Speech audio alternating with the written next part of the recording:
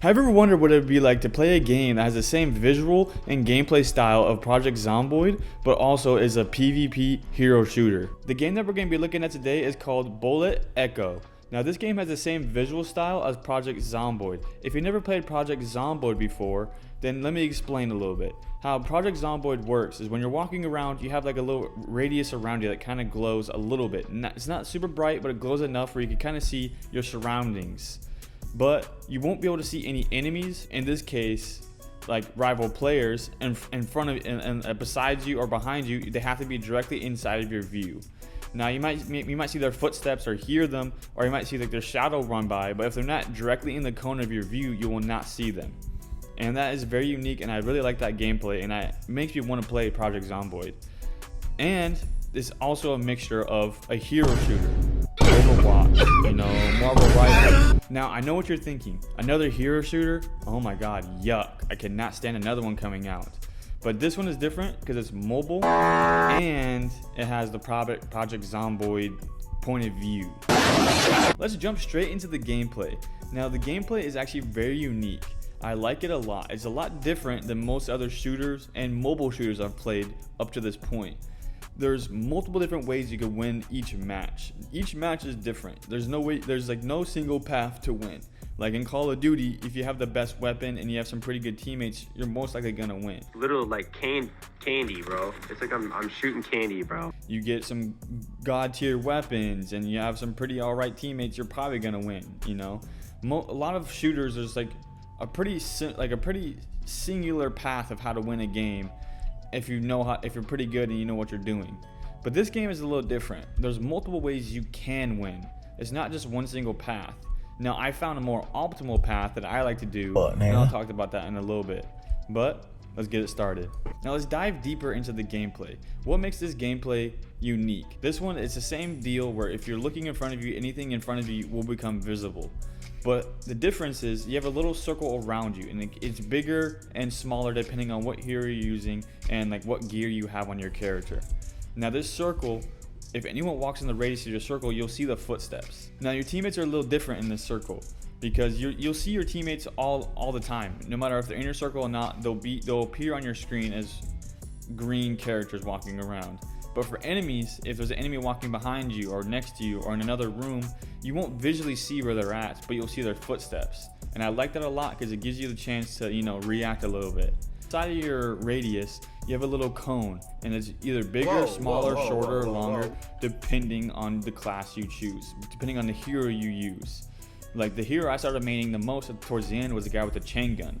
So my little cone shows me exactly where the radius of my gun will shoot and how far and how close I have to get to somebody.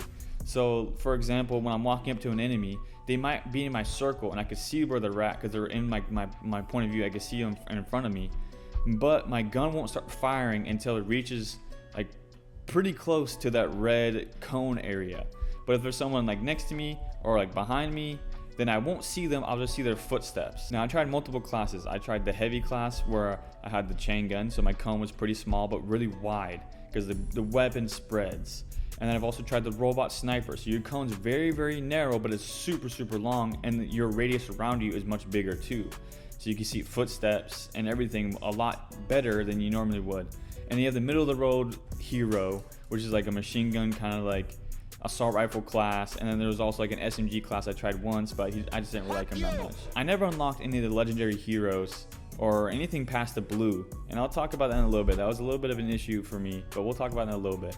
But each class had different radiuses, different cones for their weapons, and I think they crafted it pretty well for their characters. I could kind of get a hint that some of the legendary characters or like the epic characters might be way more overpowered than I can realize.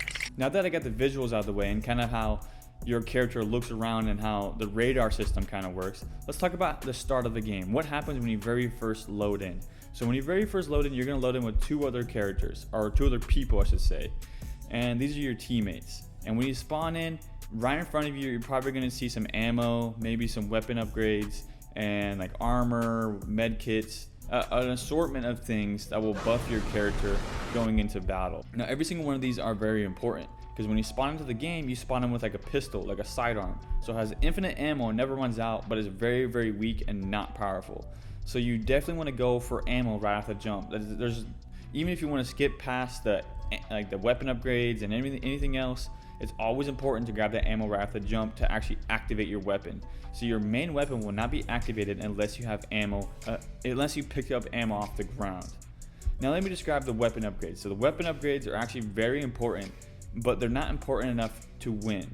They're important to make the game easier and make your round easier, but you don't necessarily need them to win.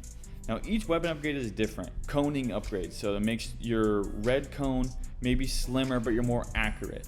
And then there's like clip upgrades where you add like an extra 20 bullets to your clip. And then there's like explosive rounds where your bullets do more damage. And then there's like a whole bunch of different weapon upgrades that are spread all across the map. And if you take your time, you really could get your weapon basically maxed out by the time you start fighting enemies. But there also is weapon upgrades that you can't grab unless you're a different hero. Like for example, there's like a scope upgrade that only like sniper classes and assault rifle classes can grab, because you know who's putting a scope on a freaking minigun. And there's also like the extended clip upgrade where the sniper can't really grab that because you're not going to put an extended clip on a sniper rifle, but the assault rifle class and the the minigun class can. And there's just a bunch of, and like I like that a lot, that like not all upgrades can just be on one character. I like that like some upgrades are only class specific, some upgrades are for everybody, and some upgrades are just like, you know, for one class only. And I like that like rush and get every single upgrade in the game, so then by the time you actually get to the enemies, your weapon is so broken. So I kind of like how they balanced it to where not every upgrade is available to you depending on your class. And then there's also the shields. Now shields are very, very broken because it doesn't work like other games. As soon as you pick up a shield, you have max shield right off the jump. Doesn't matter what your gear is, it doesn't matter what level you are, it doesn't matter how long you've been playing. The second you pick up the shield upgrade, instant shield right off the jump. Now your shield does crack pretty easily depending on what class you are. Jesus! I like how that shield is because I don't like the tediousness of constantly popping shield pots like I'm playing Fortnite. So I kind of like that it gives you just full shield if you find a shield upgrade. There's also the med kit. The med kit is very, very useful. I recommend no matter however way you're gonna play it, to grab a med kit, because eventually you're gonna take damage and you're gonna be very low, and you want to go hide in a corner and then pop that med kit so you can heal yourself. And what I've seen is other classes could pop the med kit faster than some classes. Like the machine gun class I was using quite a bit, he popped the med kit pretty slow. But I've seen some like sniper classes that will pop it like almost instantly. And it might be because they have some like OP gear or whatever. I like how each class can pop a med kit a little faster. Before I get off pickups and weapon upgrades, let me explain the ammo system real quick. Because at first I had no idea what was going on. Because sometimes I'd pick up an ammo crate that had 100 ammo, and then sometimes I'd pick up an ammo crate that gave me 400 ammo, and I didn't understand what was going on. Until I started paying attention to the icons. And I should have been doing this from day one, because I was doing it for the ammo, I was doing it for the weapon upgrades, I was doing it for the med kits, armor, everything. I was doing it for everything but the ammo. I didn't really see a difference until I started paying attention.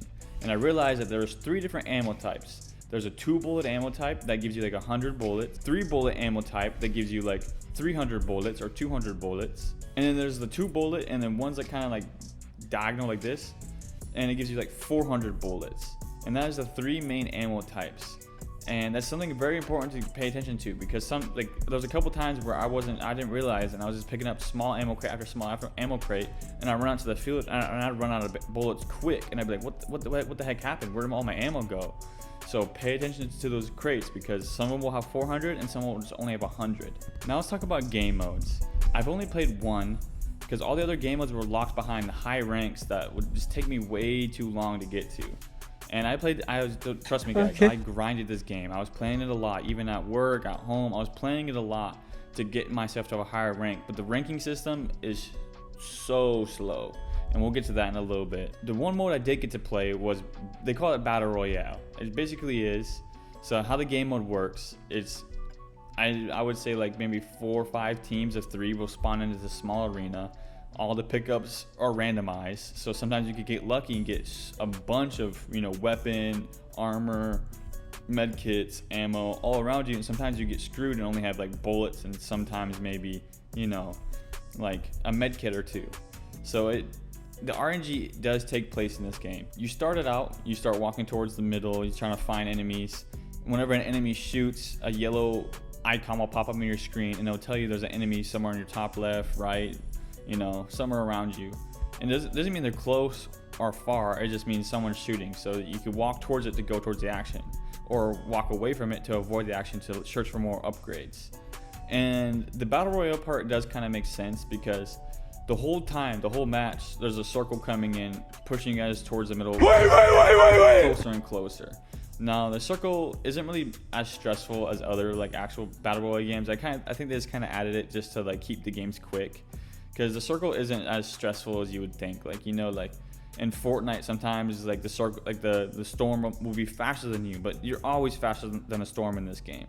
Even if you get behind it, like you're basically like you're gonna outrun it every single time. And if you're the last team standing, you basically win. I mean, it's in the name. It's a battle royale. Storm comes in. If you're the last team standing, you win the game. That part is kind of frustrating because it's nothing new. It's nothing we haven't seen before. It's the same battle royale formula, just shrunk way down, a lot faster pace, and way less players. And I don't really have a big issue with it, but I wish that they didn't lock all the other game modes behind, you know, such high rank ceilings. Like, I don't know why they didn't have all the game modes available at once. So that's kind of a big issue for me. It's like, why? Like, what's the point of like locking everything behind, you know, like rank settings? Like, maybe make it where you get past the first rank. Like when you get to like League 2, then yeah, maybe like then give me everything, you know, to like see if you're actually gonna play. But to lock some game modes all the way to like League, I don't even know, because the leagues don't make sense. I'll talk about that in a little bit too. The leagues just don't make sense at all. But there's so many missed opportunities that are locked behind, you know, ranked stuff that I just, you know, I didn't have enough time to grind that far. And I went up 2 whole ranks. I went up from like Bullet League 1 light blue, I guess. That's all I get. That's all the information I get. It's like a light blue with like logo with like a 1 bullet on it. I went from like League 1 to League 3 in like the light blue area. So I'm pretty sure I'd get to like dark blue in a sec. But it's just, I don't know. That's the thing that kind of bugged me a little bit. The time that I spent playing, I've kind of figured out there's like 3 different ways to win the game. There's the tried and true method of Fortnite hiding in a bush and waiting until the very last team to go wipe them out. This one could work as long as you're getting upgrades the whole time. If you could max out your whole team before you get to the final circle with the final 3 or maybe 6, then it might be a guaranteed W. But you know how it is with Fortnite and other battle royales. Like if you wait too long and you know you're not upgrading as you're going along, then you might be screwed when you get to the very end. Now there's also number 2, is gradually work yourself towards the middle, grabbing upgrades as you can, but not really focusing on maxing everything out. And this one seems to be the most efficient way to win. That's how I've won most of my games, is as I'm gradually going towards the middle, I'm grabbing weapon upgrades, grabbing med kits, full armor. I'm trying to grab as much ammo as I can, so by the time I meet my first enemy, I might have more upgrades than them and I could take them out faster. Now there's another way to win, and you have to be very skillful for this, is just bum rush the middle. Like, don't even care about upgrades. Maybe grab like one or 2 here, but like you don't really care. You're just boom, going straight to it. Now this one, I think that method way of winning is just bum rushing the middle, is kind of pay to win. Now let me explain. So you could upgrade your character to be more powerful by buying like cards for them and like currency and stuff. So now that last one I would say is more pay to win-ish. It's still possible without the pay to win, but sure as hell becomes a lot easier if you did pay to win. Because if you pay to win and you get your hero to a super high level, your weapon does ridiculous damage even without the weapon upgrades. The weapon upgrades just buff your weapon and crap during the match, but your character level upgrades everything. So you could enter a match with a dude that has like a super high level character and he doesn't even care about the weapon upgrades because there's no point, because he's going against people that actually need the weapon upgrades. Now I've done this a couple times and I've won a couple matches doing this way, because you can grab the upgrades off the enemies you kill when they get to you. So if you successfully bum rush the middle, take out all the enemies, and then as you're waiting for everyone else to get to the middle, you can start collecting more ammo and weapon upgrades as you're waiting. So that is another optimal way, but I would say it's more on the pay to win-ish side if you want it to be more of a consistent strategy. Now let's talk hero and classes. It's exactly like every other hero shooter you've ever played before. There's multiple different heroes, but they all fall in separate classes. Now, the difference about this game, there's no support hero, there's only sniper, SMG, assault rifle or AR, and minigun. And there might be more, but what I've kind of gathered is this game gives you all the class heroes right at the beginning, all the base heroes right at the beginning. You get a sniper class right at the beginning, you get an SMG, you get all the classes and base heroes right at the beginning. And I kind of got fooled because I thought it was going to be like Clash Royale, where every time you open up a chest, there's a chance you could get like a new hero or a new card. And maybe there is, but guys, I opened up a bunch of chests. I've opened up free chests. I've opened up a crap ton of chests, and I never ever got another hero after I got the bird mask guy. Leveling up heroes in this game kind of sucks. So the game will give you a bunch of currency to upgrade your hero. So you can basically get your hero from level 1 to basically max tier, I should say, right off the jump. But then once you get to max tier, you need to get enough cards to get into the next tier. And that's when the grind really comes in, and they really want you to start buying stuff.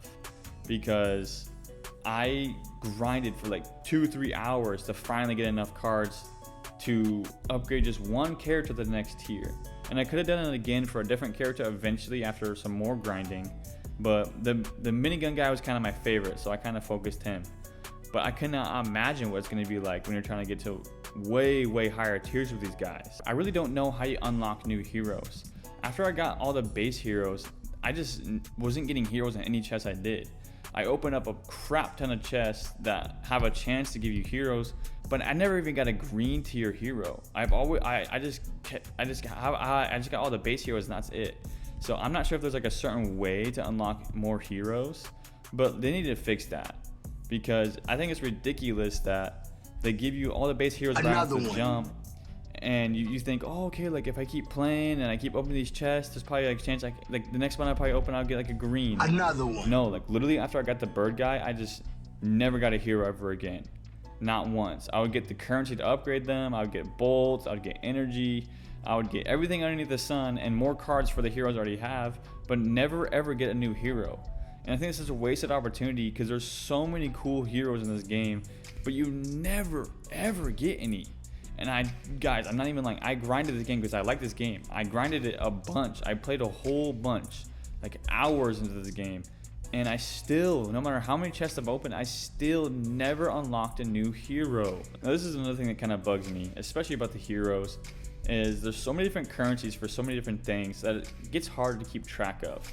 Like you have your like yellow currency to upgrade your heroes, What the hell is and then you even have that? your bolts currency to upgrade your gear, and you have your energy currency to upgrade other stuff. This is kind of where it starts to get to either you grind a whole bunch or you start paying some money. Now the character design for these heroes are actually pretty sick.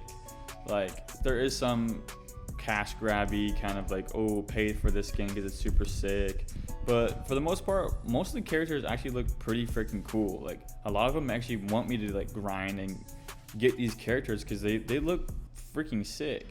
And then obviously they're gonna have the Gooner bait, they're gonna have some Gooner ass shit in the game, so the fucking incels will come and play their game also. I didn't get to look at all the characters, I just kind of skimmed through most of them. Now let's talk about the gear system. Now the gear system is pretty cool because it gives you an opportunity to like kind of build a character the way you want them to be. So with my minigun character I was using a lot of like, I generate shield throughout the game. So even if I'm getting shot, I'm generating like 4 shield at a time. And then I also have like narrowing vision. So now my cone is a little bit smaller, a little bit wider, but I'm more accurate. And then, so the gear can affect your character in certain ways. So like if you're a sniper, like focus vision would be like actually kind of really good because you would have extremely far range. And the snipers are very broken in this game. I don't like using them, but the snipers are stupid broken because it's literally one shot. Basically anybody, like most, not most, like 2 shot anybody. It's insane. Oh boy. My favorite part in the whole world. Talking about pricing. Now, at first, I thought these guys were genuinely not begging for my money. Because at first, when I checked the shop, it was only like a couple packs, and I was like, oh wow, like, and the packs were reasonably priced, and I was like, wow, like, these guys are really, like, these guys are just like making good, like, made a good game without like having a store just full of crap. Whew, I was so wrong. After playing a little bit longer, taking a break, coming back the next day and playing some more, that's when the shop showed us true colors. There was packs of like $40, $50, $14. There's a couple packs at $1.99, and then the one price that haunts my dreams, and I don't know what is wrong with mobile devs, is $4.99. Why is $4.99 such a, like, what is with $4.99, man? And here's the crazy part. This one isn't just a $4.99 pack. This is a $4.99 subscription service. And you know, it gets worse. It gets worse. It's not just $4.99 a month. It's $4.99 a week. Bro, I already have a hard time convincing myself that $4.99 is a deal in the first place for anything on a mobile game. Now, $4.99 a week is ridiculous. Like $4.99 a week, dude. Oh my god. And like their monthly subscription is like $20, dude. Like that's more expensive than some streaming services for a freaking mobile game. Like, oh, dude. Like once I start seeing all these packs, subscription services, and oh, they even have a battle pass too. Like, oh. Wow, dude. And the battle pass is set up the same way as all the other mobile game battle passes. They give you 30 days to grind out as much as you can, because they don't want you unlocking everything, even though you spent $14 on it. Then they want you unlocking everything at the same time, so they want you to grind as much as you can, so you're watching ads in their game and you're spending money in their game, so they're making awful money off of you.